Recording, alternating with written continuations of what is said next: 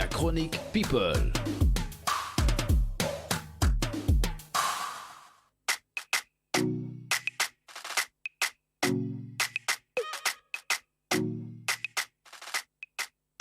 dal leen ak jàmm ci seen revue de presse people ñu dooree ko nag ak site bii di Buzz Sénégal di ñu xamal rekk ni kii nag di Titi gannaaw ba mu génnewee nag wëyam boobu nga xam ni tuddee woon na ko tamit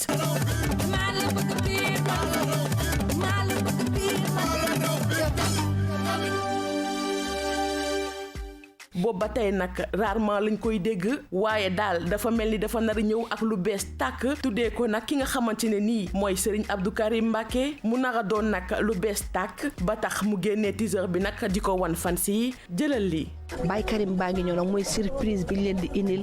pare na.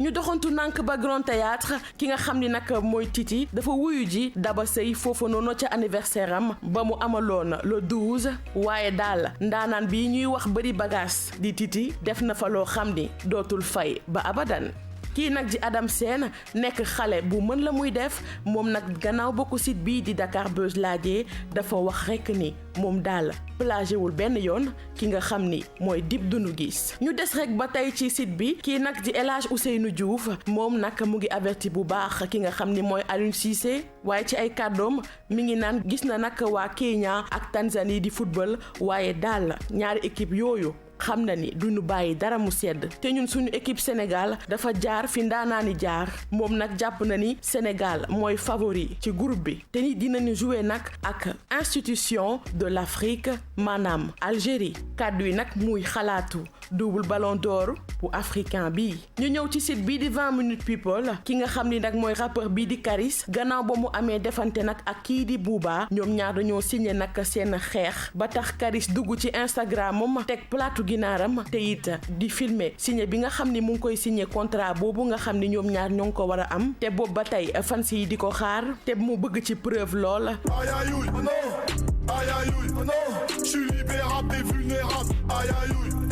ginaar gi nag mu ciy wane rekk ni ñaawal bi mu doon ñaawal Booba ne daal ay tànk ginaar la yor mu nekkoon seen revue de presse people.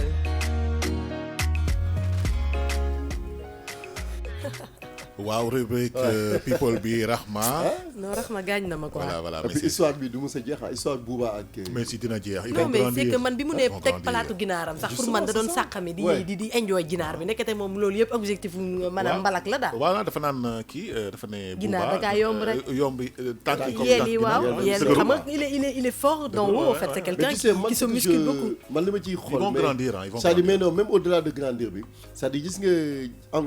entreprise kii nii dafa graaw quoi. industrie showbiz bi dafa graaw quoi c'est-à-dire ñi ngi nekk di liggéey loo xam ne bés bu sottee dinañ ci am xaalis bu weex tàll. non mais de toute façon clash bi ça a toujours été bénéfique pour les rappeurs. man nag moralité wu histoire bi xam nga mooy lan c'est-à-dire que soo nekkee musicien ay xale yu bëri di roy si yow parce que da nga jógee si banlieue bi ñafee am li nga war a am xaalis nit ñi di la déglu nga nekk maanaam ambassadeur u jeunesse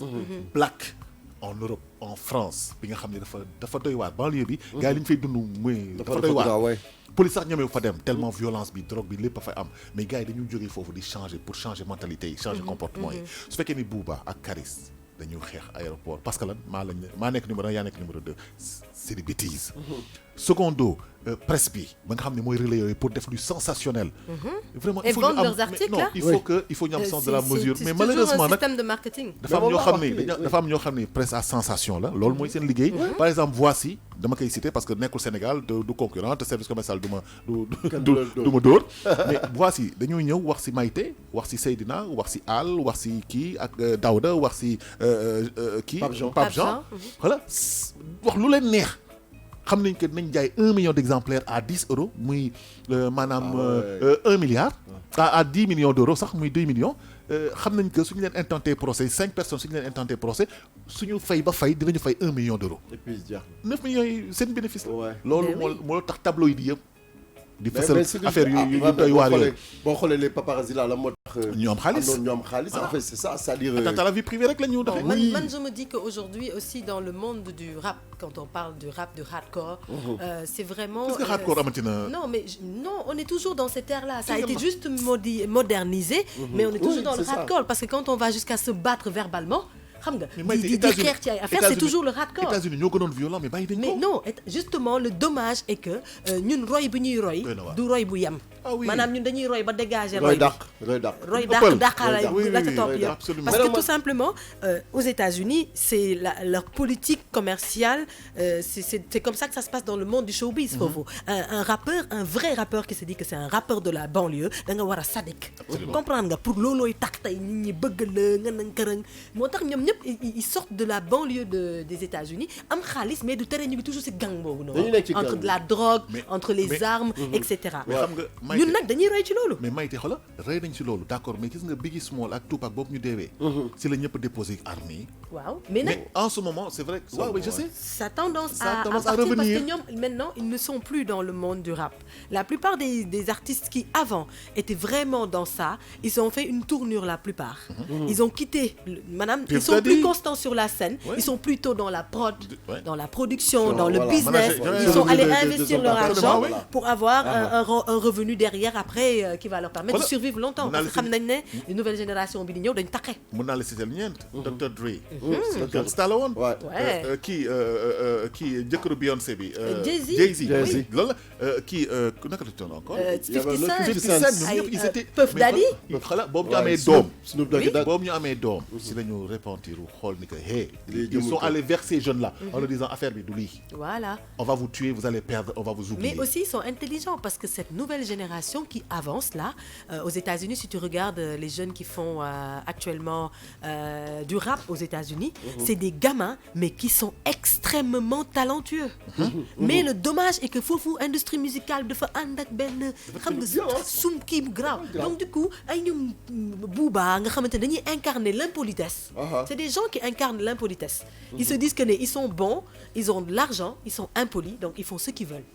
et après c'est une guerre de gang positive parce que ku nekk da ngay xëcc public bi c'est sa boor parce que ñoom ñëpp ay xale lañ et après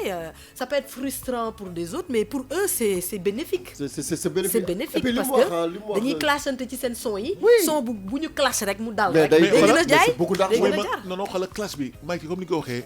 ñun daal li ñu mën rek mooy mën nañu clashante mais violence bi moom lañ ko bàyyi mais xam nga Al parce que américains yi xam nga seen culture la bokk mais